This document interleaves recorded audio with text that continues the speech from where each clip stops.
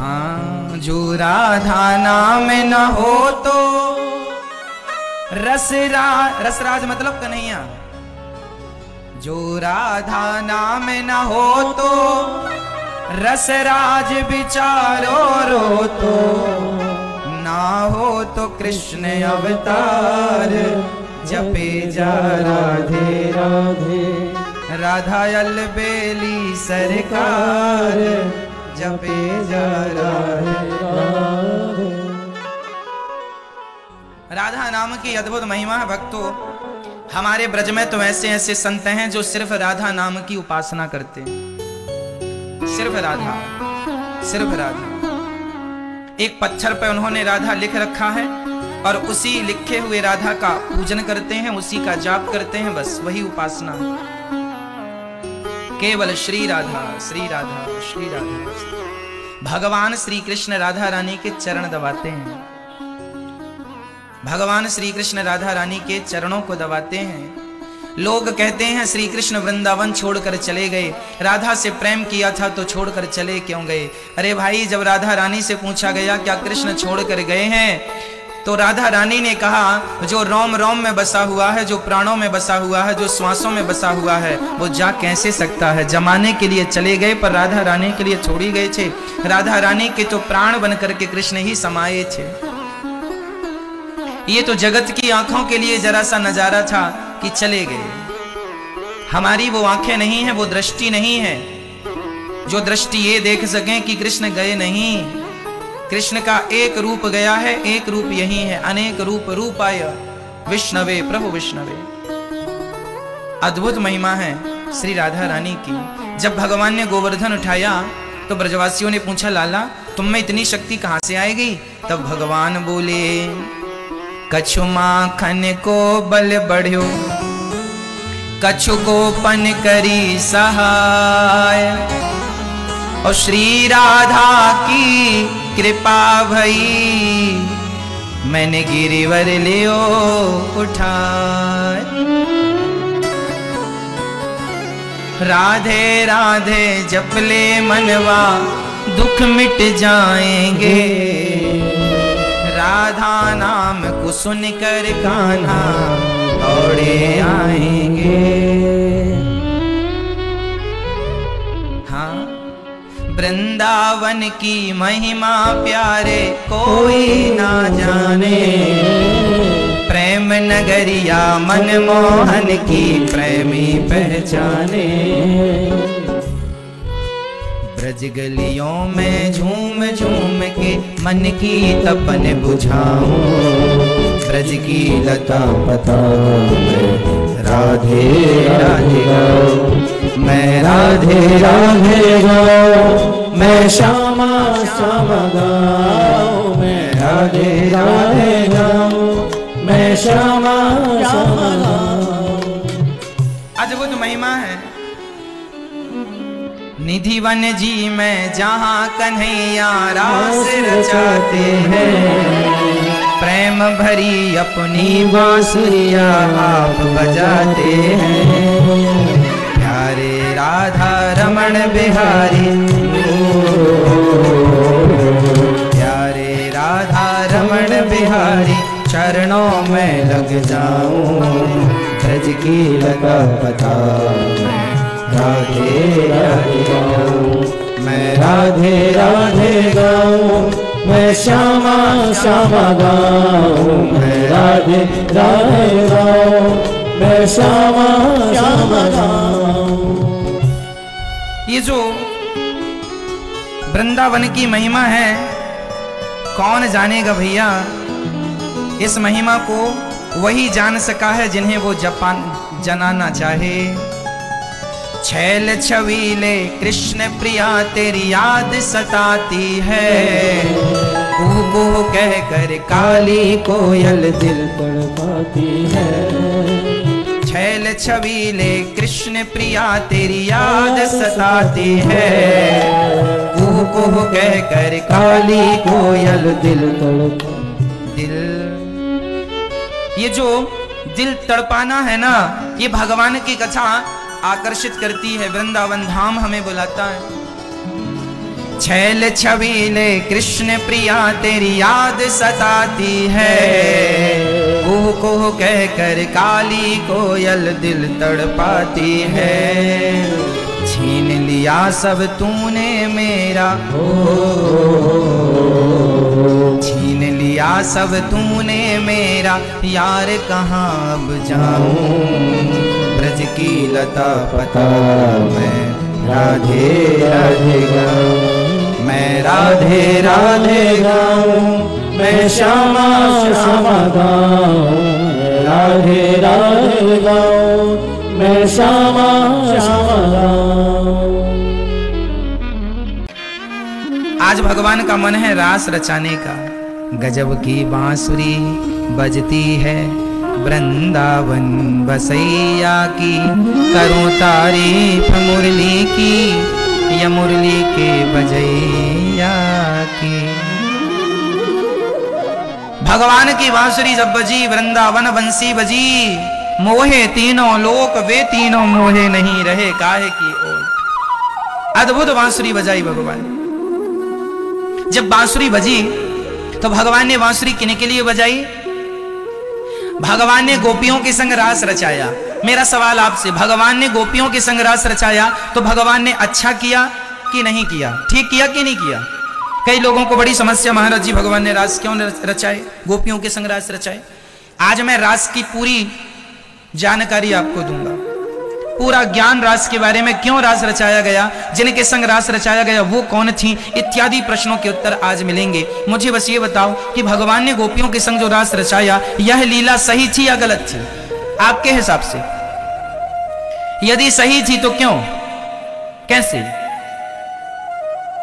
उत्तर सुनिएगा। भगवान श्री कृष्ण ने गोपियों के संग रास रचाया। पहले मैं गोपी शब्द की व्याख्या कर दूं। गोपी किसे कहते हैं? गौ मतलब इंद्रियां, पी मतलब पीना। ये जो गोपियां थी जिनके संग भगवान ने रास रचाया था, वह साधारण स्त्रियां नहीं थी, वह वेद की ऋचाएं थी। जब भगवान राम सीता से विवाह कर रहे थे तब सीता माता की जितनी सखियां थी उन्होंने मन मन में कहा था, क्या हमें कभी ऐसा वर प्राप्त होगा? भगवान ने कहा था, तथास्तु, इस जन्म में नहीं, अगले जन्म में कृष्ण बनकर आऊंगा और मैं तुम्हें मिलूंगा। जब 14 साल के लिए वनवास गए तो रास्ते में जितने संत मिलते गए सबने भगवान से कहा, प्रभु आप हमें कब मिलोगे? भगवान बोले, अगले जन्म में कृष्ण बनकर आऊंगा, सबको गले से लगाकर सबकी इच्छाओं को पूरा करूंगा। वही संत, वही वेद की ऋचाएं, वही माता सीता की सखियां इस जन्म में सब क्या बन के आई? गोपी बनकर आई। और जब भगवान ने रास रचाया तो भगवान ने केवल गोपियों के संग रास, गोपियों का अर्थ स्त्रियों से नहीं है। उस रास में भगवान शंकर भी थे, पर किस रूप में थे? गोपी के रूप में। इसलिए आज भी वृंदावन में गोपेश्वर महादेव शंकर जी गोपी के रूप में बैठे, आपने दर्शन किया होगा। तो भैया उस रास में केवल स्त्रियां नहीं थी, उस रास में पुरुष भी थे, पर किस रूप में थे? किस रूप में थे? गोपी के रूप में। शंकर जी भी मांग भर के आए थे, लगा के बिंदिया, पहन के साड़ी, चाल चले मतवाली, ये आए थे शंकर जी। उस रास में नारद जी भी थे पर गोपी बन के आए थे, इंद्र भी थे पर गोपी बनकर आए थे, भक्त प्रहलाद भी थे परंतु गोपी बनकर आए थे। अरे इत्यादि तमाम, ब्रह्मा जी भी थे पर गोपी बनकर आए थे। सारे पुरुषों की एंट्री थी पर किस रूप में? गोपी के रूप में। केवल स्त्रियां नहीं थी भक्तों, जीवात्मा और परमात्मा के मिलन का नाम रास है। कोई विषय वासना की लीला थोड़ी थी कि भोगों की लीला थी वो। हम भोगवादी व्यक्ति हैं, इसलिए हम लोग अपनी दृष्टि से इस लीला को देखते हैं। इसलिए भगवान वो भगवान, अच्छा एक बार कामदेव को अहंकार आ गया था। कामदेव को अहंकार आया, बोला मैंने तो शंकर जी को भी पराजित कर दिया, मैंने तो ब्रह्मा जी को भी पराजित कर दिया, मैंने तो इंद्र को भी पराजित कर दिया। इंद्र भी मोहित हो गए थे ना अहिल्या पर, और शंकर जी भी मोहित हो गए थे विश्व मोहिनी पर, और ब्रह्मा जी भी मोहित हो गए थे, इसलिए सबको हरा दिया। नारद जी भी मोहित हो गए थे विश्व मोहिनी पर। बहुत अहंकार आ गया कामदेव को कि मैं सबसे बड़ा विजेता हूं, मैं सबको पराजित कर चुका हूं। एक बार भगवान से बोला, प्रभु आपसे दो दो हाथ की हो जाए तो मैं आपको भी पछाड़ दूंगा। भगवान बोले ज्यादा सिर पे चढ़ रहा है कामदेव। तो भगवान ने कहा फिर राजा रास के मैदान में। तो वहां रास जब रचाए थे तो भगवान ने कामदेव के अहंकार को तोड़ने के लिए ये रास की लीला की। और कामदेव का अहंकार तो तब टूटेगा ना जब स्त्रियां सामने होंगी। तो भगवान कृष्ण के सामने अनंत सुंदर सुंदर स्त्रियां गोपियां थीं और भगवान ने उन स्त्रियों के संग रहकर भी कामदेव को हराया। कामदेव चारों कोने चित्त पड़े, चरणों में प्रभु माफ कर दो, मैं सबको हरा चुका हूं पर मैं आपसे हार गया हूं। भगवान ने कहा कोई बात नहीं। कामदेव बोला मैं आपकी शरण में हूं, मुझे स्वीकार करो। तब भगवान श्री कृष्ण ने कामदेव को अपने पुत्र के रूप में स्वीकार किया था। और जो भगवान श्री कृष्ण का पहला बेटा हुआ, जिन्हें प्रद्युम्न जी के नाम से जानते हैं, प्रद्युम्न जी कामदेव के ही अवतार हैं। ये बात रामचरितमानस में भी लिखी है, भागवत जी में तो है ही, रामचरितमानस में भी इसका जिक्र है। तो कामदेव के अवतार कौन है? प्रद्युम्न। भगवान श्री कृष्ण के पहले पुत्र का नाम क्या है? प्रद्युम्न जी। और प्रद्युम्न जी के पुत्र का नाम है अनिरुद्ध। तो हम भगवान के रिश्ते में नाती लगते हैं, हमारे दादाजी हैं भगवान। कामदेव को पराजित किया भगवान ने और भगवान ने दिव्य लीलाएं की। अब मैं आपको सामान्य बातें सुनाता हूं, ये तो महादिव्य बातें थी। अब मैं सामान्य, जिस समय भगवान ने गोपियों के संग रास रचाए उस समय भगवान की आयु केवल 7 साल की थी। कितने साल की? ओनली 7। 7 वर्ष पूरा हुआ था, 8वीं रनिंग चल रही थी, अभी 8वीं में लगे ही थे। चलो मैं 8 ही बोल देता हूं पूरी, जबकि 7 वर्ष पूरा था। चलो 8। ये बात भागवत जी में लिखी है, क्योंकि भगवान ने 11.5 साल की उम्र में तो वृंदावन छोड़ के मथुरा गए। कंस को जब भगवान ने मारा उस समय भगवान की उम्र कितनी थी? 11.5 साल। 11.5 साल की आयु में तो भगवान ने इंद्र को मार दिया, कंस को मार दिया। 8 वर्ष की आयु में भगवान ने रास रचाए हैं। अब मैं आपको बताऊं भैया जी कि ये जो रास की लीला है, भगवान की 8 वर्ष की आयु थी। अब मैं आपसे सवाल करता हूं, क्या 8 वर्ष के बच्चे को आप खड़ा कर दो, क्या उस 8 साल के बच्चे के अंदर कोई विषय वासना होती है? आज के बच्चे में, गांव में तो 8-8 साल के 10-10 साल के बच्चे यूं सारे कपड़े उतार के तालाब में नहाते हैं, उनको तो कोई विषय वासना नहीं व्याप्ति। क्यों जी? 8-10 साल के बच्चे के अंदर कोई पता ही नहीं उसको कि विषय वासना क्या होती है। क्यों जी? सही है। अरे आप लोग भी जब 8 साल के रहे होंगे तो आप क्या जानते थे, है ना?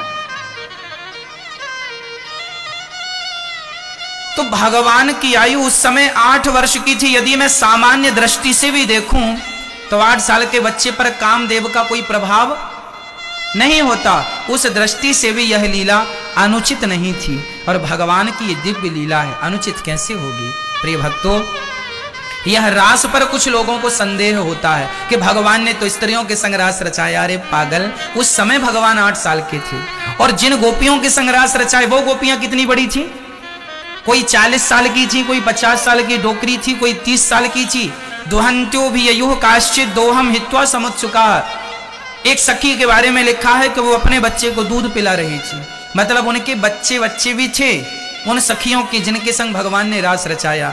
अरे भाई सिंपल है, ये गोपियां भगवान की परम भक्त थीं और भगवान से मिलना चाहती थीं। देखो इच्छाएं भी कई प्रकार की होती हैं। किसी की इच्छा होती है कि भगवान को देखा जाए, किसी की इच्छा है कि भगवान से बात की जाए, किसी की इच्छा है कि भगवान को गले से लगाया जाए, किसी की इच्छा है कि भगवान के गालों का चुम्बन किया जाए, किसी की इच्छा है कि भगवान को मैं अपने गोद में बिठाऊं। अरे भाई इच्छाएं ही तो हैं। आपके जीवन में पहला स्थान मोबाइल का है, इसलिए जागते ही पहला भगवान का धन्यवाद, ईश्वर को प्रणाम। ऐसा हमें नित्य का नियम बनाना चाहिए। काम तो पूरे हो जाएंगे, होते रहेंगे, भगवान का भजन कर लो। ये संसार परमात्मा ने बनाया है और वही चला रहे हैं, इसलिए उनको धन्यवाद दो, उनको याद करो, उनका स्मरण करो। ये संसार कौन चला रहा है? हम कि आप? कौन चला रहा? भगवान रचा है सृष्टि को जिस प्रभु ने, वही ये सृष्टि रचा है सृष्टि को जिस प्रभु ने, वही ये सृष्टि चला रहे। जो पेड़ हमने लगाया पहले, जो पेड़ हमने लगाया पहले, उसी का फल हम अब पा रहे हैं। एक मैया हमसे बोली, गुरुजी हम बड़े दुखी हैं। हमने कहा मैया तुमने किसी जन्म में पाप किया होगा, इसी पापों का फल इस जन्म में भोग रही हो। तुम्हारा दुख क्या है? तुम्हारे पापों का फल। और तुम्हारा सुख क्या है? तुम्हारे पुण्यों का फल।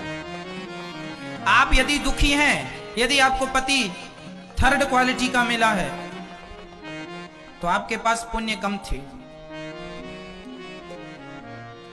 आपका पति बहुत अच्छा है, आपने ज्यादा पुण्य किए थे, तो बढ़िया क्वालिटी का कंपनी वाला मिला है, सस्ता वाला। चाइना मॉडल भी पति होते हैं ना। जब जीवन में दुख आवे तो समझ लेना ये तुम्हारे पापों का फल है, और जीवन में सुख आए तो तुम्हारे पिछले जन्म में पुण्य किया था, सो इस जन्म में सुख भोग रहे हो। अब ना पाप कर लेना, क्योंकि अब का कल मिलेगा आगे, मतलब। तो इसलिए अच्छा अच्छा करते चलो। रचा है सृष्टि को जिस प्रभु ने, वही ये सृष्टि चला रहे। तुम्हारे और हमारे हाथ में कुछ भी नहीं है, इसलिए सब भगवान को सौंप देना चाहिए। जो पेड़ हमने लगाया पहले, कर्मों का पेड़ अच्छे बुरे का, जो पेड़ हमने लगाया पहले, उसी का फल हम अब पा रहे हैं।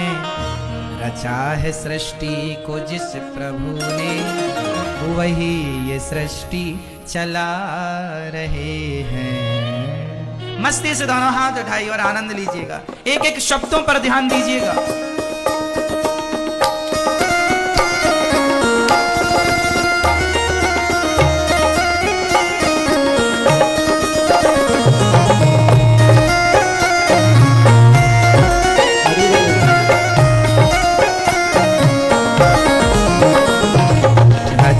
है सृष्टि को जिस प्रभु ने, वही ये सृष्टि चला रहे हैं। है सृष्टि को जिस प्रभु ने, वही ये सृष्टि चला रहे हैं। रचा है सृष्टि को जिस प्रभु ने, वही ये सृष्टि चला रहे हैं। रचा है सृष्टि को जिस प्रभु ने, वही ये सृष्टि चला रहे हैं। जो पेड़ हमने लगाया पहले, जो पेड़ हमने लगाया पहले, जो पेड़ हमने लगाया पहले, उसी का फल हम अब पा रहे हैं। रचा है सृष्टि को जिस प्रभु ने, वही ये सृष्टि चला रहे हैं। रचा है सृष्टि को जिस प्रभु ने, वही ये सृष्टि चला रहे हैं।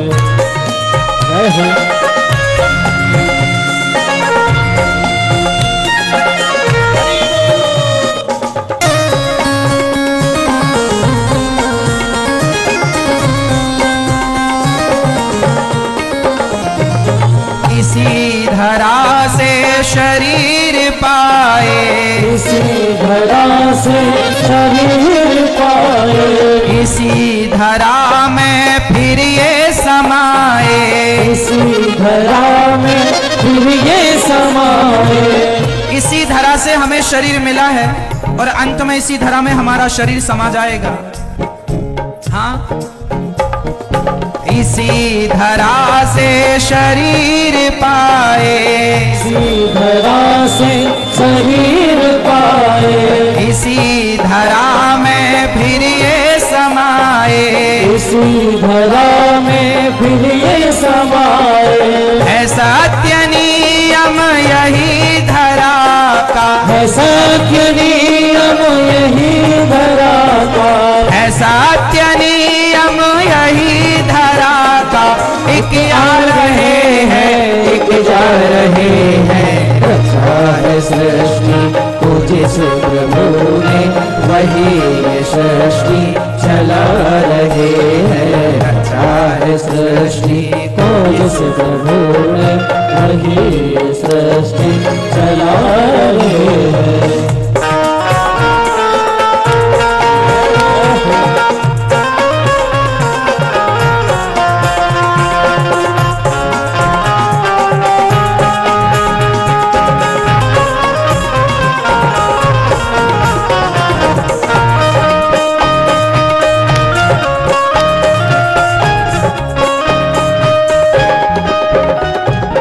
जिन्होंने भेजा जगत में जाना, जिन्होंने भेजा जगत में जाना, तय कर दिया लौट के फिर से आना, तय कर दिया लौट के फिर से आना। जिन्होंने हमें संसार में भेजा है ना, जिस दिन आपका जन्म हुआ था उसी दिन आपकी वापसी की टिकट भी हो गई थी, बस टिकट अभी हाथ में आई नहीं।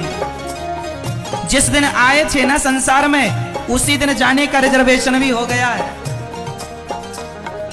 जिन्होंने भेजा जगत में जाना, जिन्होंने भेजा जगत में जाना, तय कर दिया लौट के फिर से आना, तय कर दिया लौट के फिर से आना। जो भेजने वाले हैं यहाँ पर, जो भेजने वाले हैं यहाँ पर, जो भेजने वाले हैं यहाँ पर, वही फिर वापस बुला रहे हैं। रचा है सृष्टि को जिस प्रभु ने, वही सृष्टि चला रहे हैं। रचा है सृष्टि को जिस प्रभु ने, वही सृष्टि चला रहे हैं।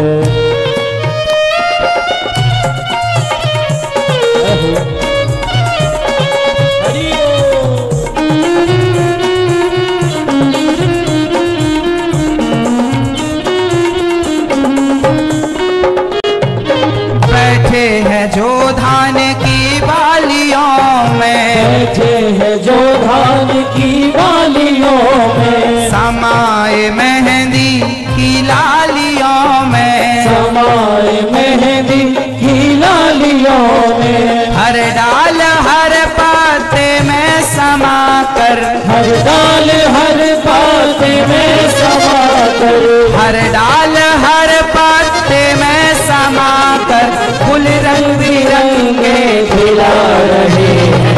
रचा है सृष्टि को जिस प्रभु ने, वही सृष्टि चला रहे हैं। रचा है सृष्टि को जिस प्रभु ने, वही सृष्टि चला रहे हैं। रचा है सृष्टि को जिस प्रभु ने, वही सृष्टि चला रहे हैं। जो पेड़ हमने लगाया पहले, जो पेड़ हमने लगाया पहले, जो पेड़ हमने लगाया पहले, जो पेड़ हमने लगाया पहले, उसी का फल हम अब पा रहे हैं। रचा है सृष्टि को जिस प्रभु ने, वही ये सृष्टि चला रहे हैं। रचा है सृष्टि जिस प्रभु ने, वही ये सृष्टि चला रहे हैं। रचा है सृष्टि को जिस प्रभु ने, वही ये सृष्टि चला रहे हैं। रचा है सृष्टि को जिस प्रभु ने, वही ये सृष्टि चला रहे हैं।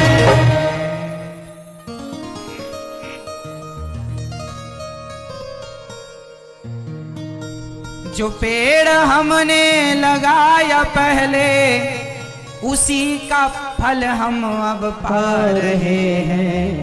रचा है सृष्टि देखो जिस प्रभु ने वही ये सृष्टि चला रहे।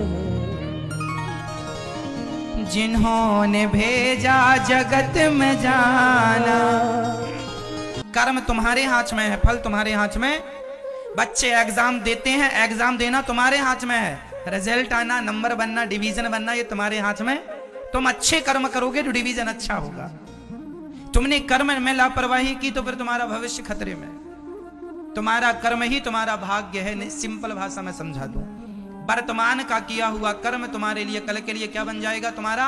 लोग कहते हैं भाग्य में होगा तो मिलेगा। पागल, भाग्य भी तुम्हें ही लिखना पड़ता है।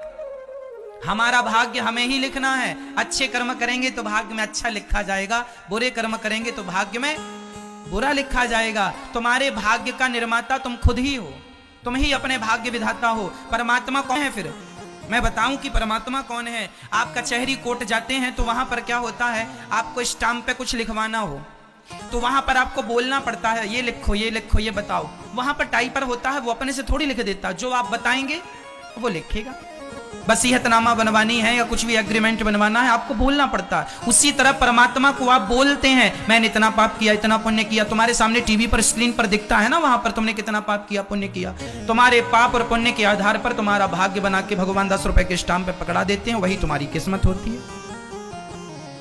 कहते हो महाराज जी हमारी तो किस्मत में ही नहीं था। पागल, तुम्हारी किस्मत भी तुमने लिखी थी, तुमने कर्म नहीं किया इसलिए किस्मत खाली चली गई। कर्म अच्छे से किया होता तो तुम्हारी ही किस्मत में होता सब चीज, है ना। एक सवाल यहां पर खड़ा हो सकता है। एक सज्जन ने हमसे, एक बहन हमसे पूछ रही थी। एक बहन, एक बार हम, बहुत पुरानी बात है, एक बार एक बहन, एक मैया ने हमें बुलाया अपने घर पर।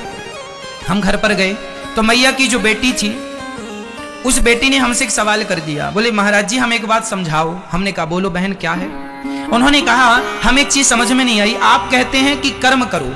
हमने कहा बिल्कुल हम कहते हैं, हम नहीं, गीता भी कहती है कर्मण्येवाधिकारस्ते। उस लड़की ने कहा कि जब कर्म करने का ही फल मिलना है, अच्छे का अच्छा और बुरे का बुरा, तो फिर परमात्मा की भक्ति की जरूरत कहां। बात में दम थी, दम है भाई। जब कर्मों का ही हमें अच्छा या बुरा मिलना है तो फिर कर्म ही करें, भगवान की भक्ति करने की फिर क्या जरूरत है। ऐसा उनका सवाल था, इसमें मेरा उत्तर था।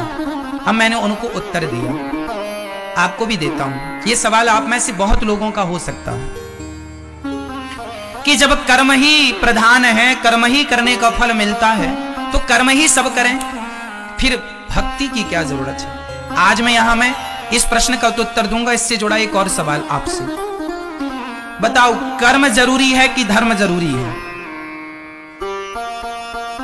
क्या जरूरी है बोलो। क्या? दोनों जरूरी है। हम कर्म तो करें पर कर्म करने के पहले धर्म का ज्ञान कर लें। यदि हमें धर्म का ज्ञान है तो ही हमें पता चलेगा कि ये कर्म करने लायक है। और ये देखो, कर्म तो सब कुछ है। मैं आपको कथा सुना रहा हूं, ये भी कर्म है। और मैं अभी आपको गालियां देने लग जाऊं, यह भी कर्म ही होगा। लेकिन धर्म बताएगा कि कौन सा कर्म करना है, कौन सा नहीं। और सरल करके बताता हूं। एक गिलास में शराब भरी है, एक गिलास में दूध भरा है। कौन सा हमें पीना है, शराब पीना है कि दूध पीना है, ये कौन बताएगा? धर्म ही निर्णय करेगा कि तुम धर्मात्मा हो, तुम्हें शराब पीना शोभा नहीं देगी। धर्म का ज्ञान होगा तो आप कर्म सही करेंगे। धर्म का नॉलेज नहीं होगा तो आप वह कर्म भी कर लेंगे जो कर्म नहीं करने चाहिए। क्यों जी? इसलिए कर्म करने के पहले ज्ञान किसका होना चाहिए बोलो भाई। आप लोग आटा की रोटियां जब बनाते हैं तो रोटियां बनाने के पहले आटा को चलनी से चालते हैं कि नहीं? चलनी से चालने में क्या होता है, अच्छा आटा अलग हो जाता, चोकर अलग हो जाता, उसका बुरा कचरा अलग हो जाता।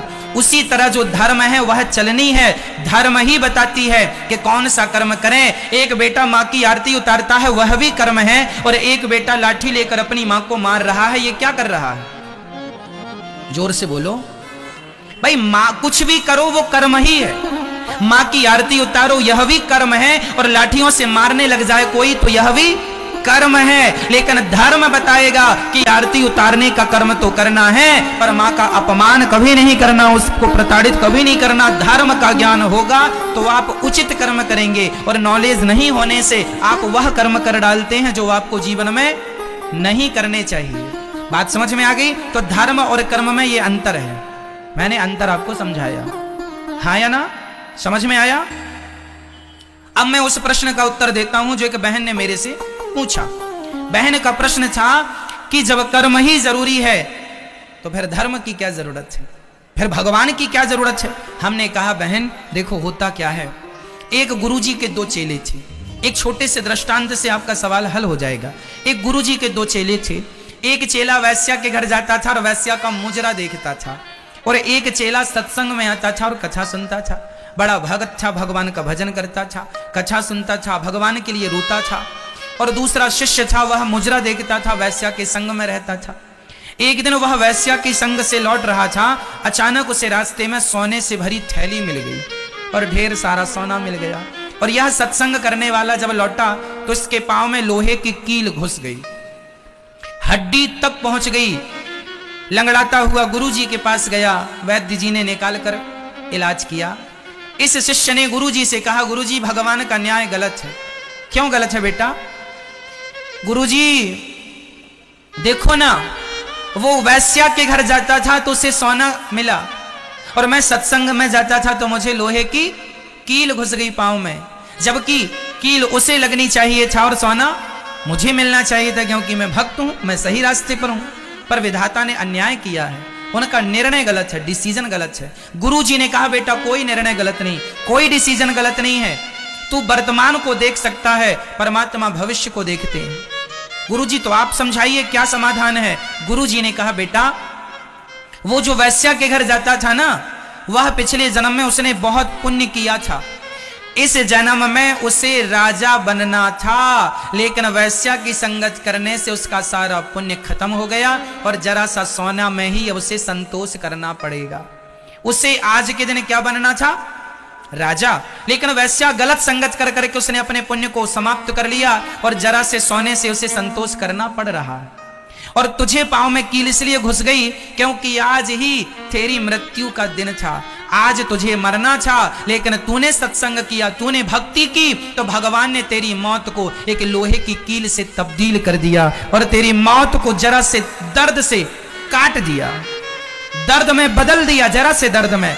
माना कि तुझे दर्द हुआ लोहे की कील घुसने से, लेकिन वह तेरी मौत थी, लेकिन तेरी मौत को परमात्मा ने जरा से दर्द से टाल दिया। तो कर्म करना चाहिए, पर भगवान की शरण में रहने से क्या होता है? तुम कभी वैकुंठ नहीं जा सकते, पर भगवान की कृपा होगी तो कर्म करने में इतना बल, कर्म तुम्हें वैकुंठ नहीं दिला सकता, भगवान की कृपा से ही भगवान का धाम मिल सकता है। कर्म करने से तुम्हें भक्ति नहीं मिल सकती, भक्ति भगवान की कृपा से। जीवन में कुछ चीजें मेहनत से नहीं मिलती, कुछ चीजें भगवान की, आप मानते हैं इस विषय को? कुछ चीजें जीवन में मेहनत से नहीं मिलती, इसलिए भगवान की कृपा तुम्हारी मेहनत से, तुम्हारे कर्म से ऊपर है। परमात्मा का शासन राष्ट्रपति शासन है। सुप्रीम कोर्ट, हाई कोर्ट यदि किसी को फांसी की सजा सुना चुकी है तो बताइए उसे कोई बचा सकता है? बोलो। हां, बचा सकता है। कौन? कौन? राष्ट्रपति।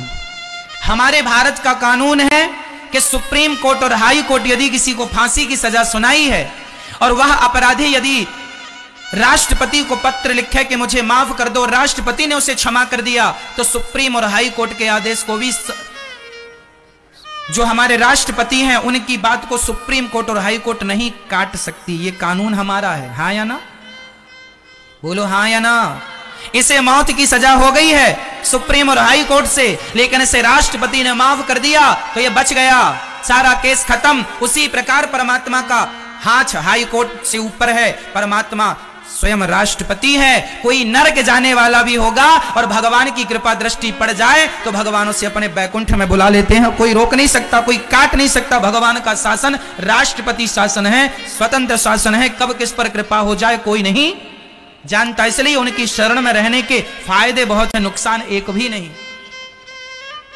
तो भगवान की कृपा भी काम करती है, इसलिए कर्म तो करना है लेकिन कृपा मान कर करना, यह भगवान की कृपा है। तो भगवान ने गोपियों की संग रास रचाकर गोपियों को बुलाया, इकट्ठा किया, सब गोपियां आई, सबको बुलाया भगवान ने, सबके संग रास रचाने के लिए तैयार हुए। तभी भगवान ने गोपियों को उपदेश किया। दुहशीलो दुर्भगो वृद्धो जड़ो रोग्य धनो पिबा मति स्त्री भिर्नहातव्यो लोके सोभिर्पातकी। भगवान ने गोपियों से कहा, देवियों तुम अपने पतियों को छोड़कर आई हो, जाओ अपने पति परमेश्वर की सेवा करो। नारी का धर्म है पति की सेवा करना, पति कैसा भी हो उसकी सेवा करना नारी का क्या है? धर्म है। इसलिए पति कैसा भी हो उसकी सेवा। आप में से कितनी पत्नियां अपने पति के चरण दबाती हैं? बताइए, कितनी पत्नियां दबाती? हाथ उठा के बताओ हमें। अच्छा, दबाती हैं। जो दबाती हैं ऐसी पतिव्रता नारियों को मैं प्रणाम करता हूं, और जो नहीं दबाती उनसे हाथ जोड़ के कहता हूं कि आप अपने पति के चरण दबाया करो। पति के चरण दबाने से क्या होगा? अरे माता लक्ष्मी सदा नारायण के चरण दबाती हैं। जिस घर की स्त्री अपने पति के चरण दबाती है उस घर में कभी लक्ष्मी की कमी नहीं होती। इसलिए लक्ष्मी को चाहिए कि वह अपने नारायण अर्थात आपके पति आपके लिए कौन है? पति कौन है? नारायण। और पुरुष के लिए पत्नी कौन है? लक्ष्मी है। तो दोनों एक दूसरे का आदर किया करो, दोनों एक दूसरे का सम्मान किया करो। आजकल हम रिश्तों में ये देखते हैं कि पत्नी अपने आप को ज्यादा मानती है या कहीं पति अपने आप को ज्यादा मान लेता है कि मैं ज्यादा हूं, तू क्या है, तेरी हैसियत क्या है? ना जी, पति और पत्नी तुम दोनों एक ही हो और एक दूसरे के पूरक हो। इसलिए अपना एटीट्यूड, अपना अहंकार मिटाकर दोनों प्रेम से रहो। यदि पत्नी में अहंकार आ गया कि मैं भी कुछ हूं, अच्छा पत्नियां कई बार ये सोचती हैं कि पति मेरी इज्जत करे, पति मेरा सम्मान करे, पति को करना भी चाहिए। पर एक बात बताएं मेरी मां, इज्जत और सम्मान की भूख ना रखो तो ही अच्छा है। अरे पति से क्या इज्जत चाहिए, अब क्या सम्मान चाहिए? पति में तो समर्पण कर दो। और याद रखना, पति पत्नी दो होते हैं या फिर एक होते हैं? बोलो, एक होते हैं ना। अर्धांगिनी कहा जाता है पत्नी को। जहां दो होते हैं वहां झगड़ा होता है, जहां पति पत्नी दोनों मिलकर एक हो जाते हैं वहां कभी झगड़ा नहीं होता। अभी आप दो हैं इसलिए झगड़ा है, एक हो जाएंगे झगड़ा मिट जाएगा। पत्नी को लगता है मेरा भी सम्मान है, मेरी भी कोई इमेज है, मेरा भी कुछ है। ये सब छोड़ दो। अब शादी के बाद तुम पति की हो और पति में घुलकर मिलकर, जैसे शक्कर मिश्री पानी में मिलकर पानी हो जाती है। क्या शक्कर को पानी में घोलने के बाद, मिश्री को पानी में घोलने के बाद क्या देखने से पता लगाया जा सकता है कि इसमें मिश्री है? क्या मिश्री और पानी दो होते हैं घुलने के बाद? अरे तुम शादी के पहले लड़की थी, शादी के बाद लड़की नहीं हो, शादी के बाद तुम अर्धांगिनी हो, पत्नी हो। इसलिए पानी में जैसे मिश्री घुलकर पानी हो जाती है, उसी प्रकार पत्नी को चाहिए पति में घुलकर पति हो जाए, और पति को चाहिए कि वो पत्नी में घुलकर पत्नी हो जाए। यही समर्पण है, यही समर्पण है। यदि आज हमारे भारत में रिश्ते कमजोर क्यों पड़ गए पति पत्नी के? क्योंकि आज समर्पण नहीं है। पत्नी को एटीट्यूड है, अहंकार है कि मैं बड़े बाप की बेटी हूं, मैं कोई कम हूं क्या, मैं भी तो कमाती हूं। एक जगह पति 50,000 कमाता था और पत्नी 60,000 कमाती थी, तो पत्नी दिन भर ताने मारे। कोई बात कह दे पति तो क्यों, मैं तुम्हारे बाप का खाती हूं, अरे मैं भी कमाती हूं। अरे मेरी मां, तुम कमाती हो अच्छा है, पर क्या तुम्हारी कमाई केवल पति को ताना मारने के लिए है? क्या ऐसे में तुम्हारे रिश्ते चलेंगे? क्यों जी, तुम कमाती हो अच्छा है, प्लस है घर के लिए, लेकिन रिश्ते तानों से नहीं चलते, रिश्ते तो प्रेम से चलते हैं। और रिश्तों में धन की जरूरत बाद में होती है, प्रेम की जरूरत पहले होती है। इसलिए पति पत्नी के बीच में सच्चा प्रेम होना चाहिए। पैसे कौड़ी तो बाद का सब्जेक्ट है, आप प्रेम से रहेंगे, काम करेंगे तो पैसा भी आएगा। पर जिंदगी को जीने के लिए धन से ज्यादा प्रेम की जरूरत होती है। अरे गुजारा तो घास की झोपड़ियों में भी हो जाता है यदि प्रेम है, नहीं तो महल सोने के भी फीके हैं बिना प्रेम के। क्यों जी? तो जीवन में क्या चाहिए? प्रेम चाहिए या धन चाहिए? धन भी चाहिए, मेहनत करो धन भी मिलेगा, पर प्रेम जरूरी है। बराक ओबामा अमेरिका के पूर्व राष्ट्रपति थे, आपने सुना होगा। वर्तमान में वो राष्ट्रपति तो नहीं है, पर उनका शरीर है। ओबामा का एक इंटरव्यू में सुन रहा था। ओबामा कहते हैं कि मैं जब तक राष्ट्रपति रहा, लगभग वो 10 साल राष्ट्रपति रहे, या वहां का कार्यकाल 4 साल का है तो 8 साल रहे होंगे, है ना, 8 साल। बराक ओबामा राष्ट्रपति 8 वर्ष रहे। उनसे किसी ने पूछा कि आप तो इतने बड़े देश के इतने बड़े राष्ट्रपति हैं, आप तो बड़े व्यस्त होंगे, फैमिली को, परिवार के लिए तो कोई समय नहीं होता होगा। तब रोज प्रश्न करने पर बराक ओबामा ने कहा था कि मैं राष्ट्रपति हूं, देश को संभालता हूं, दुनिया को संभालने की ताकत रखता हूं, लेकिन शाम को 6 बजे के बाद मैं 8 साल से प्रधानमंत्री राष्ट्रपति हूं, लेकिन मैंने एक भी दिन नागा नहीं किया जिस दिन मैंने अपने परिवार के संग बैठकर भोजन ना किया हो। मैंने प्रत्येक दिन अपने परिवार के संग, पत्नी पुत्र परिवार के संग बैठ के भोजन किया है।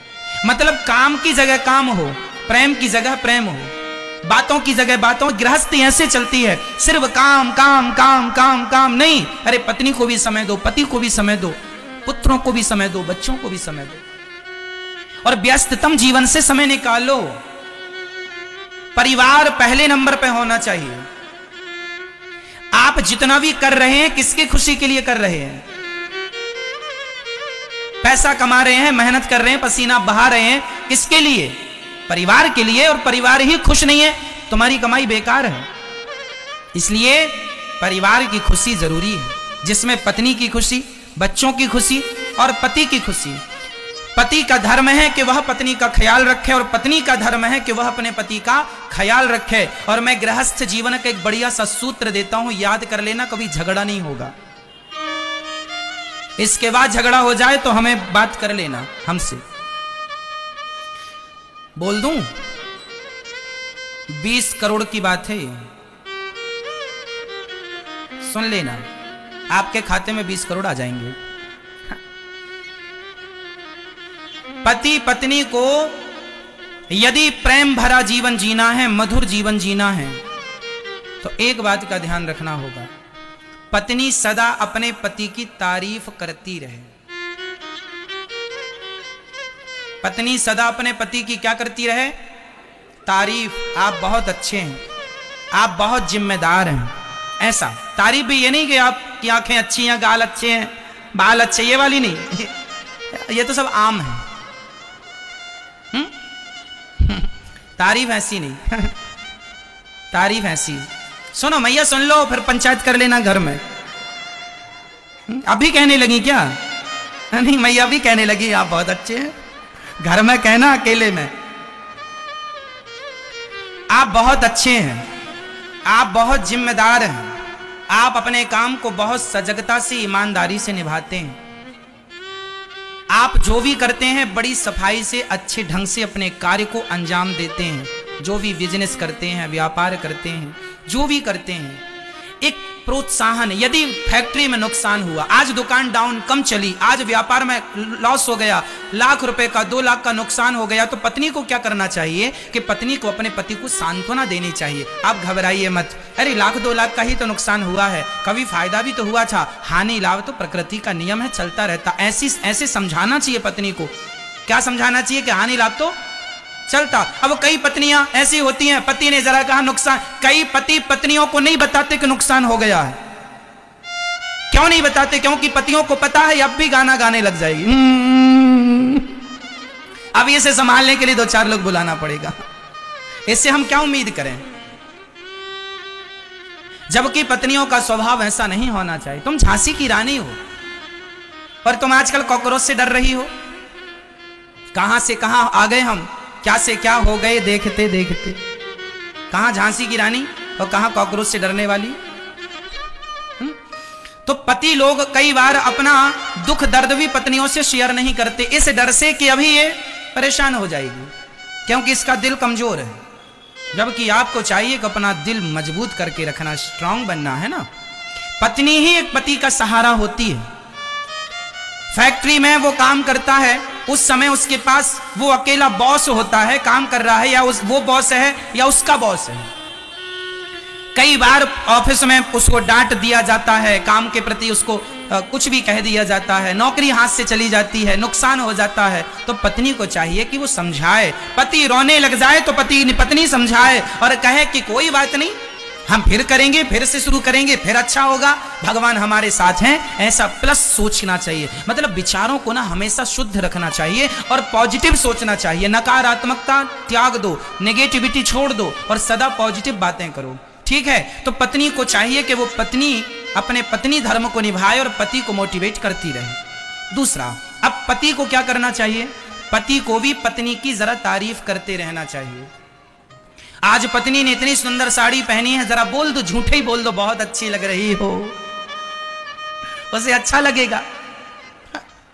अब तुम कुछ बोलते नहीं हो तो वो इतनी महंगी साड़ी और इतना सुंदर श्रृंगार, हाँ, और इतना सब डेंटिंग पेंटिंग करके बैठी है पर देख ही नहीं रहे हो, तो उसे लगता सब बेकार है।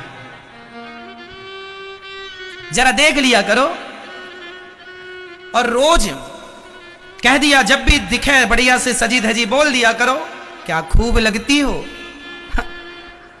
बड़ी सुंदर दिखती हो, भले बुढ़ी हो गई है, डोकरी होगी, बोलते रहो, क्या नुकसान है, पैसा थोड़ी लग रहा है। बुढ़िया है तो क्या हुआ, तुम्हारे लिए तो तुम्हारी ही है, तुमने तो बुढ़ा कर दिया उसे।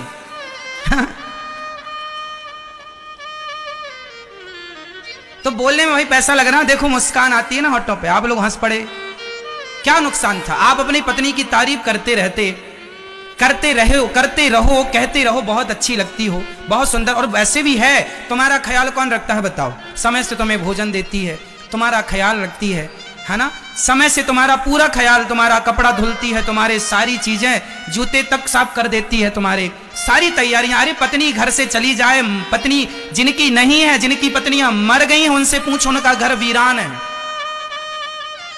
उनका घर वीरान है। घर चमन तब तक है जब तक घर में लक्ष्मी है, मीन्स पत्नी है। इसलिए पत्नी केवल दुत्कारने के लिए नहीं होती, पत्नी डांटने के लिए नहीं होती, पत्नी पांव की जूती नहीं होती, पत्नी तो माथे की पगड़ी होती है, सिर की पगड़ी होती है, आपका सम्मान है। उसके संग हंसो, उसके संग बैठो, बात करो, उसका भी दुख दर्द सुनो, समझो और पॉजिटिव रहो। दोनों जन एक दूसरे का दुख दर्द समझो, खुश रहो, प्रसन्न रहो, दोनों प्रसन्न रहो। क्या जरूरत है? आजकल होता क्या है, पुरुष पत्नी की तारीफ करता नहीं है, पड़ोसन की तारीफ करता है, तो पत्नी जल जाती है अंदर से। हाँ। पत्नी की तारीफ नहीं करता, पड़ोसन की करता है, तो वो बहुत गुस्से में आ जाती, तो बोल दे चले जाओ फिर उसी के पास। इसलिए गृहस्थी के ये मंत्र मैं दे रहा हूं, संभाल के रखना, काम आएंगे।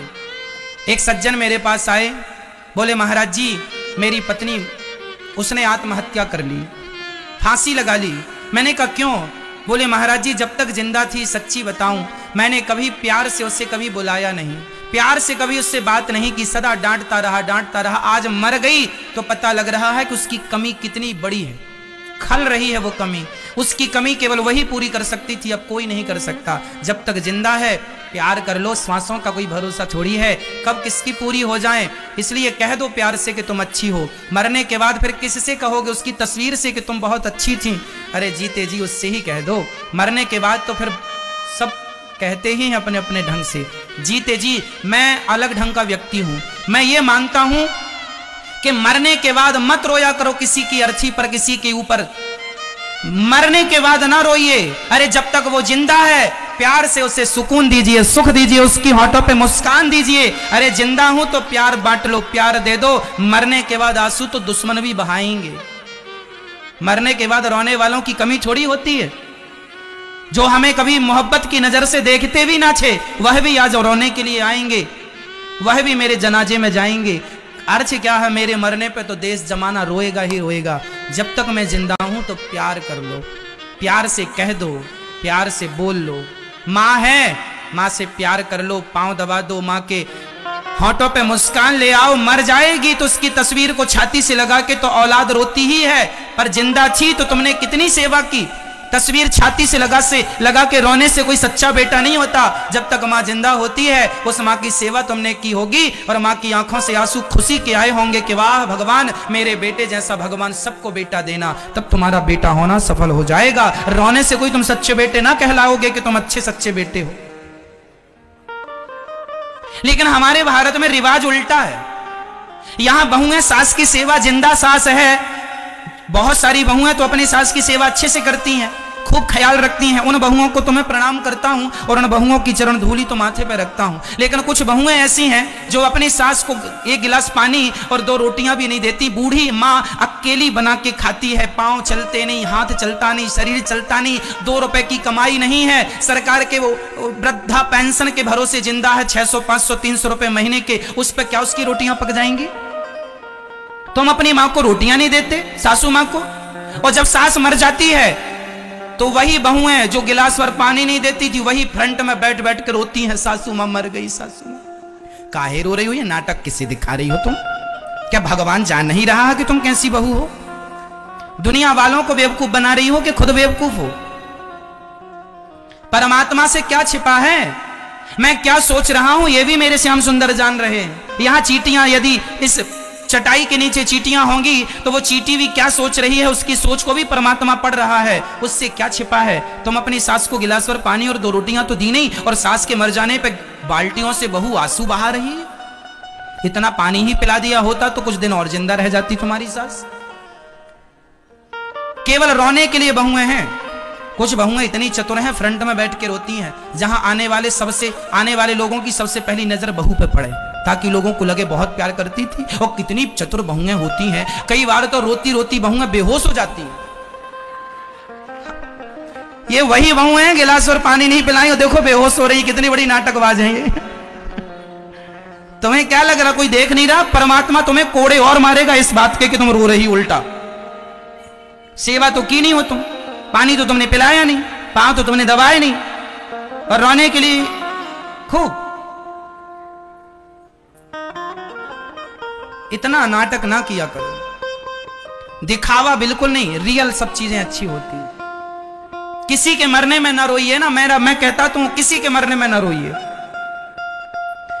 मत रोइए मरने में। जिंदा है तो उसका सपोर्ट कीजिए।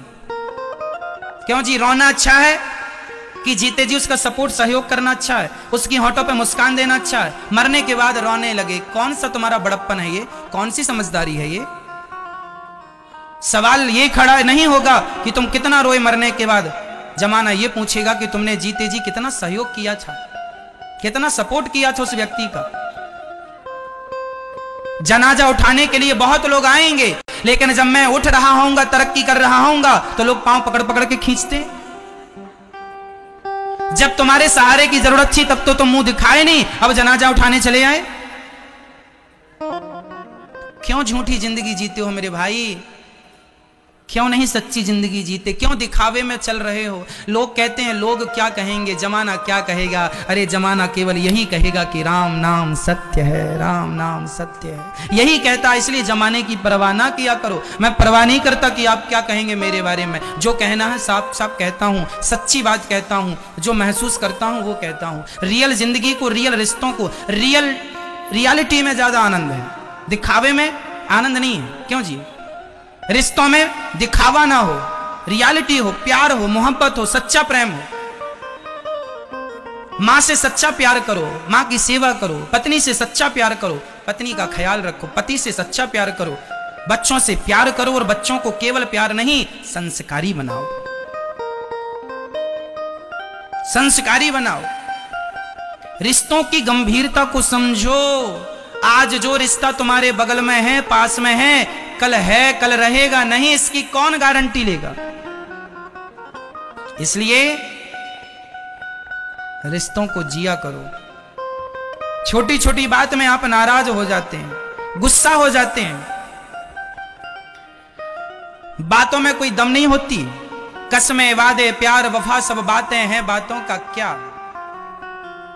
कोई दम नहीं है बातों में। लेकिन आप लोग क्या करते हैं? राई का पहाड़ बना लेते हैं। कहावत सुनी आपने, राई का पहाड़? राई जानते हैं? सरसों के दाने को राई कहते हैं। राई का पहाड़। जरा पत्नी की जरा सी बात का आपने पहाड़ बना दिया, पति की जरा सी बात का पहाड़ बना दिया। अरे झगड़े में उलझना अच्छा नहीं है। झगड़ा उठे तुरंत उसे खत्म कर दो। एक पत्नी ने अपने पति से कह दिया तुम जानवर हो। आपने तो नहीं कहा था, नहीं। एक पत्नी ने अपने पति से कहा तुम जानवर हो। उसका पति बहुत पॉजिटिव था। उसका पति ने कहा ठीक कहती हो, मैं जानवर हूं, तुम मेरी जान, मैं तुम्हारा वर बराबर जानवर, जान प्लस वर बराबर जानवर। यदि लड़ाई झगड़ा नहीं करना तो इसके बहुत रास्ते हैं, और लड़ाई झगड़ा करना है तो भी बहुत रास्ते हैं। अब आपको देख लो कि कैसी जिंदगी जीना है।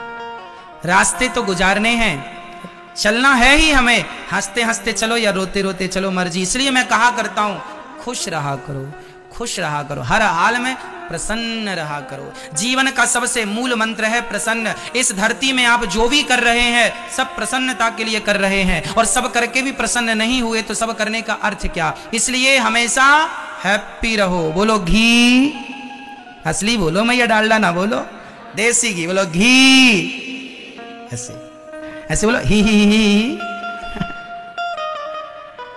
ऐसे हंसते रहा करो, मुस्कुराते रहा करो। आज पति बहुत डांट रहा हो ना तो पत्नी को अकेले क्या करते रहना चाहिए, घी घी घी घी घी घी घी घी घी घी। आज पति का दिमाग खराब है तो हंसती रहो, कोई बात नहीं, आज भूत चढ़ा इसके ऊपर, उतर जाने दो। अच्छा, जब पति गुस्से में रहा करे ना तब पत्नी बोला ना करे। लेकिन गड़बड़ कहां हो जाती है जानते हो, आप अपने क्रोध पर कंट्रोल नहीं कर पाते। रहना आपको ही साथ में है जिंदगी भर, लेकिन जब आप लड़ाई करते हैं ना तो ऐसा लगता है कि आप एक दूसरे के जानी दुश्मन है। एक दूसरे के जानी, ऐसा लगता है वो उसका खून पी जाएगी, वो उसका खून पी जाएगा। ये पल भर का क्रोध क्यों भैया? क्या ये क्रोध से तुम्हारा जीवन गुजर जाएगा? जीवन प्यार से गुजरना है, प्रेम से गुजरना है। इसलिए क्रोध जो है तुम्हारा सबसे बड़ा दुश्मन है। पति पत्नी के प्रेम को भी ये क्रोध अलग कर देता है, इसलिए तुम्हारा दुश्मन हुआ कि नहीं? क्रोध हम सबका दुश्मन है या नहीं? हाँ या ना में जवाब दो। तो फिर क्रोध जब दुश्मन है तो इस दुश्मन को आप चाहे जब क्यों बुला लेते हैं? इसलिए पति गुस्से में है तो आज पत्नी अपने संस्कारों का ख्याल रखे। समझा रहे हैं, समझ का ख्याल रखो, चुप रहो, कोई उत्तर ना दो। पति ठंडा हो जाए तब बात कर लेना। आज पत्नी बड़ी गुस्से में है तो पति बिल्कुल चुप रहे। हाँ तू ही बोल, हम सुनेंगे। सुन लो, एक जन बोले दूसरा सुने, चुप रहो, थोड़ी देर चुप रह ली करो भैया, बोलने दिया करो उसको, जो बोल रही है बोलने दो, उसकी मर्जी है। और बोलने का क्या है, कुछ भी बोल दे आदमी, कल तुम्हें एक होना ही है। पति पत्नी के झगड़े में जो तीसरा बोलता है सबसे बड़ा मूर्ख वही है। पति पत्नी के झगड़े में तीसरे आदमी को कभी बोलना नहीं, जो बोले वो मूर्ख। गोदने से गुदवा दो उसके माथे पे, यही मूर्ख है। टैटू बनवा दो मूर्ख का। कई बार लड़की जरा सा झगड़ा करके मायके चली जाती है, और उसकी माँ भी एक नंबर की। उसकी माँ मतलब जो झगड़ा करके गई है व्यर्थ का, उसकी माँ को बोल रहे हैं, सबकी माँ को नहीं, है ना। उसकी माँ भी बेवकूफी का परिचय देती है। हाँ बेटी तुम आ जाओ, हमारे पास खाने की कमी है क्या?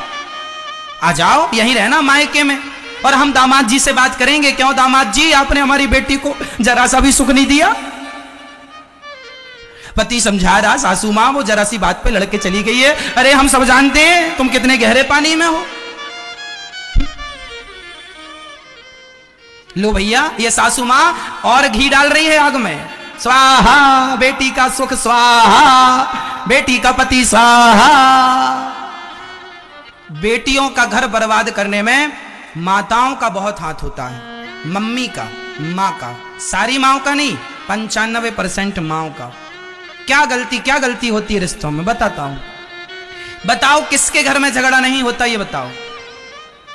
ऐसा कोई घर है जिसके घर में झगड़ा ना हो? अरे सबके घर में झगड़ा होता है। लेकिन बेटी झगड़ा करके आई तो माँ ने बेटी का पक्ष तो सुन लिया। अरे माँ तुम्हें समझाना चाहिए बेटा, तुम्हारा ससुराल ही तुम्हारा घर है। कोई छोटी छोटी बातों में, हाँ बेटी के ऊपर कोई बड़ा अत्याचार हो रहा, कोई बड़ी बात हो तो आपका बोलना उचित है। बेटी का पक्ष लेना सही है। कब? जब कोई बहुत बड़ी मुसीबत बेटी पर पड़े। पर जरा सी बात में तुम बेटी का पक्ष लोगी, नहीं अब तो बेटी ससुराल जाएगी नहीं, मेरी बेटी क्या मेरे लिए बोझ है। इस तुम्हारे घमंड के चक्कर में कितनी बेटियां मायके की मायके में रह गई, लौट के नहीं गई ससुराल तुम्हारे इस अहंकार के कारण। जो तुम बोलती थी मेरी बेटी बोझ है क्या, और तुम तो मर जाओगी अभी कुछ दिन बाद। तुम्हारी बेटी, मैं तुम बेटियों से भी कह रहा हूं कि जो तुम अपने पति को छोड़कर माँ के पास चली जाती हो ना, तो माँ जब मर जाएगी तो बताओ कहाँ रहोगी? तुम्हारा भाई, तुम्हारी भौजाई तुम्हें जीवन भर रोटियां देंगे?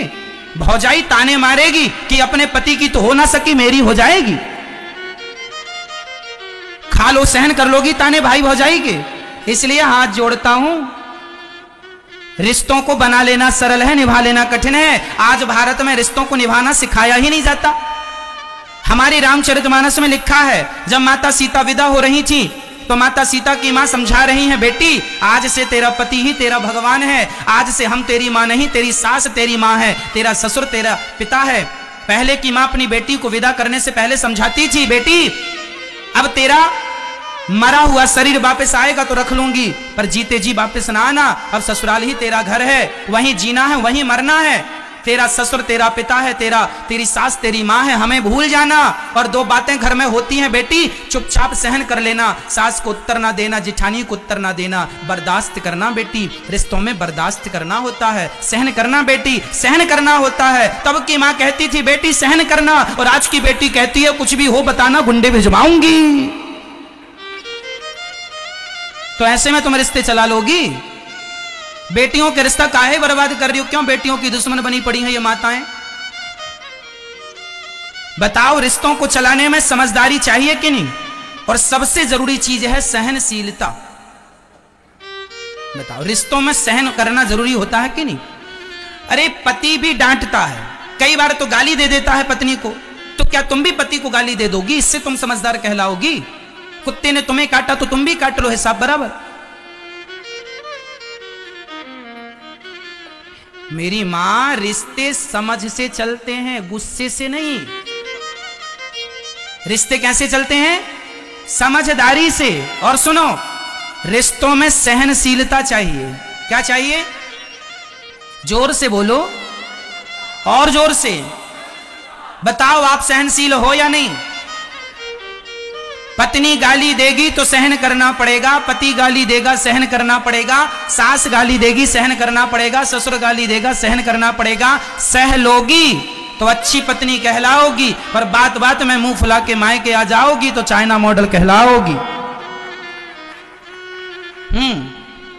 ना तुम घर की रहोगी ना ही घाट की। इसलिए समझ लो, करोड़ों की बातें हैं ये, किसी भी यूनिवर्सिटी में ये नहीं पढ़ाया जाता तुम्हें जो हम पढ़ा रहे हैं, कहीं नहीं मिलेगा पढ़ने को आपको।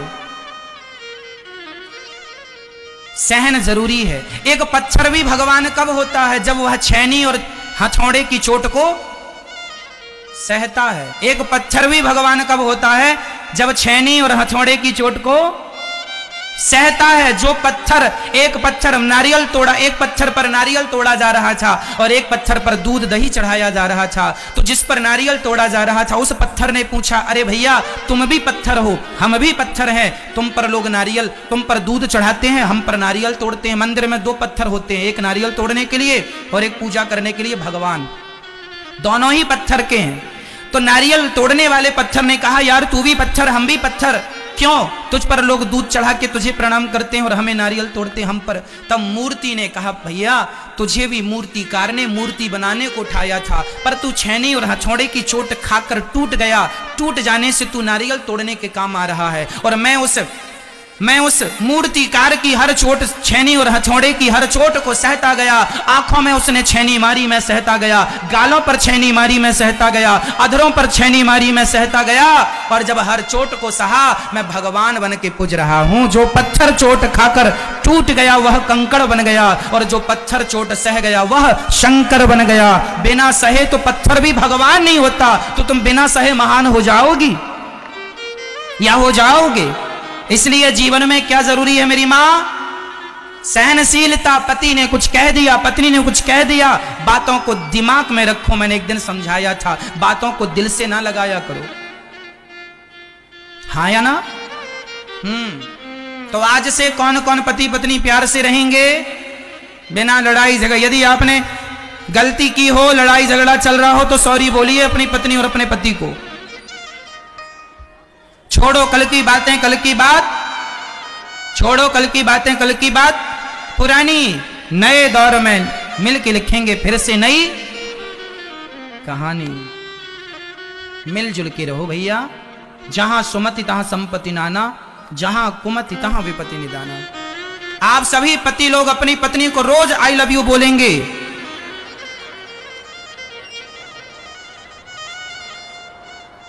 रोज बोलो, और रोज बोलो बहुत अच्छी लगती हो तुम, और पत्नी भी रोज बोलेगी आई लव यू। प्यार से रहना, छोटी छोटी बातों का झगड़ा नहीं, ठीक है? समझ में आ गया? सब्जेक्ट पूरा कर दें, और को समझना है? चलो, पति पत्नी पुराण पूरा हुआ। अब श्रीमद् भागवत महापुराण।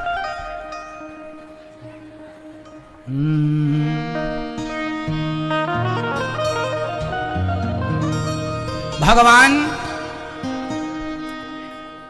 आज गोपियों के संग रास रचाने का मन, गोपियों से भगवान कहते हैं जाओ अपने अपने पतियों के घर। यह सब्जेक्ट भी भागवत का ही है, रामचरितमानस में भी इसका तो बड़ा विस्तार है सब्जेक्ट का। माता अनुसुईया सीता मां से क्या कहती हैं? एक ही धर्म एक व्रत नेमा, काय वचन मम पतिपद प्रेमा। किसी भी प्रकार से पति के चरणों में प्रीति हो जाए भगवान की तरह, वही नारी का परम धर्म है। आज भगवान ने गोपियों के संग बढ़िया रास रचाना अब स्टार्ट किया, तभी गोपियों को अहंकार आ गया, हम बड़ी सुंदर हैं, बहुत सुंदर हैं, इतनी सुंदर हैं कि देखो भगवान हमारे पीछे पीछे घूम रहे हो। जब अहंकार आया तो भगवान गोपियों के मध्य से अंतर्धान हो गए, चले गए, चले गए। जब भगवान गए तो सारी गोपियां विरह में डूब गईं। हे श्याम सुंदर, हे कृष्ण कन्हैया, कहां चले गए? मनमोहन राधा रानी को लेकर श्याम सुंदर गए थे, गोपियों को लगा कि हमें छोड़कर चले गए। राधा रानी ने कहा कि शायद ये गोपियों का इतना पुण्य आज कृष्ण से मिली तो सही, पर ये अलग हो गई। तो राधा रानी ने लीला की, प्रभु मैं थक गई हूं। भगवान ने कहा मेरे कंधे पर बैठ जाओ। जैसे ही झुके राधा रानी बैठने लगी, श्याम सुंदर छोड़कर अंतर्धान हो गई। सारी सखियां ढूंढती हुई, हे मनमोहन कहां हो, हे कृष्ण कन्हैया कहां हो, कहां हो श्याम सुंदर, कहां चले गए? जब गोपियों ने भगवान को पुकारा, सारी गोपियां रोती रोती भगवान से कहने लगी, हे श्याम सुंदर कहां चले गए गोविंद? अब सारी गोपियां लता पता से पूछ रही हैं, हे यमुना तुम ही बता दो, हे कदम्ब तुम ही बता दो, हे वृक्ष तुम ही बता दो, हे तुलसी तुम ही बताओ, मेरे नंद नंदन मनमोहन श्याम सुंदर कहां चले गए, कहां गए हैं वो? जब पूछने लगी भगवान को गोपियां और रोने लगी, और रो करके गोपियों ने एक गीत गाया है। गोपियां कहती हैं, हाँ गोपियां कहती हैं, कब आएगा मेरा सांवरिया, कब आएगा मेरा सांवरिया, कब आएगा मेरा सांवरिया, कब आएगा मेरा सांवरिया। थक गए नैना मेरे रसता निहार के, झूठे हुए सारे वादे कान्हा तेरे प्यार के। जीवन बन जाएगा जब कान्हा आएगा, जीवन बन जाएगा जब कान्हा आएगा।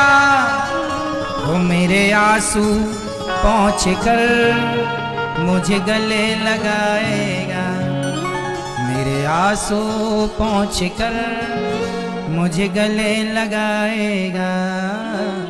कब आएगा मेरा सांवरिया, कब आएगा मेरा सांवरिया, कब आएगा मेरा सांवरिया, कब आएगा मेरा सांवरिया, कब आएगा मेरा सांवरिया, कब आएगा मेरा सांवरिया, कब आएगा मेरा सांवरिया, कब आएगा मेरा सांवरिया।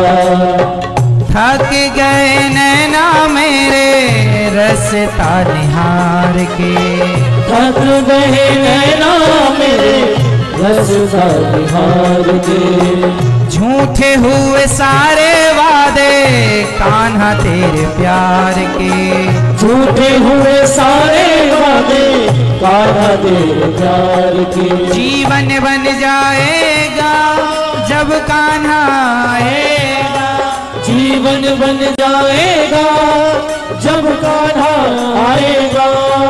मेरे आंसू पहुँच कर मुझे गले लगाएगा, मेरे आंसू पहुँच कर मुझे गले लगाएगा।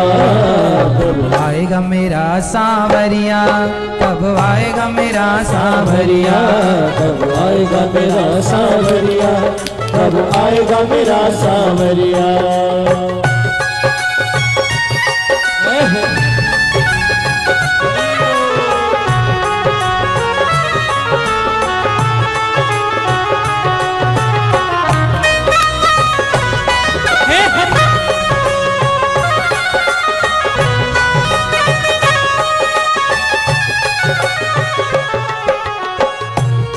लाखों को दरस दिखाया है, लाखों को दरस दिखाया है। मुझको क्यों तुमने हे गोविंद, जब सबको दिखाया है, दर्शन सबको दिया, तो लाखों को दरस दिखाया है, लाखों को दरस दिखाया है। मुझको क्यों तरसाया है, मुझको क्यों तरसाया है। ये कैसी तुम्हारी माया है, ये कैसी तुम्हारी माया है। हे गोविंद नहीं आए तो प्राण निकल जाएंगे, जीवन बन जाएगा जब कान्हा आएगा, जीवन बन जाएगा जब कान्हा आएगा।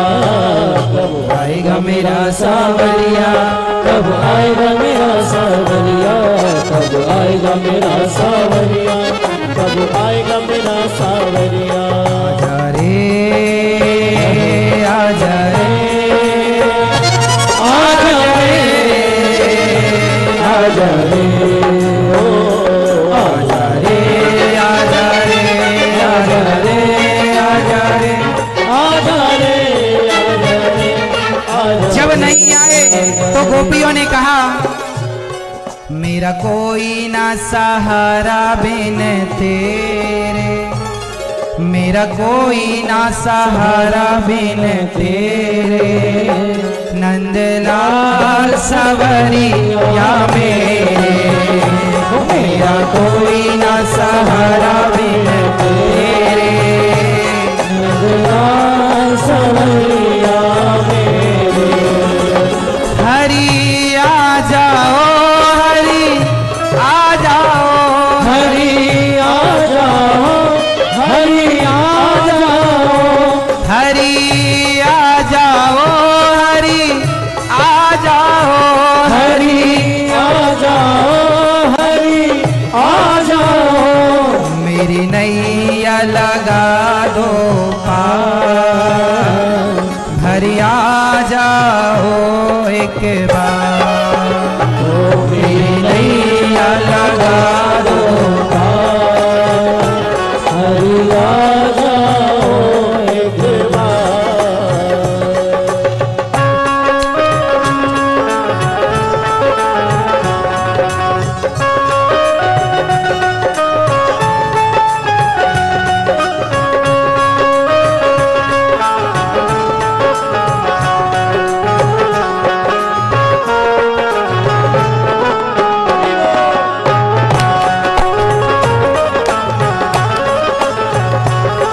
जब याद तुम्हारी आती है, जब याद तुम्हारी आती है, तन मन की सुध बिसराती है, तन मन की सुध बिसराती है, रह रह के मुझे तड़पाती है, रह के मुझे तड़पाती है, तन मन धन दूं सब बार, तन मन धन सब दूं बार, हरि आ जाओ एक बार, छोटा सा संसार मेरा छोटा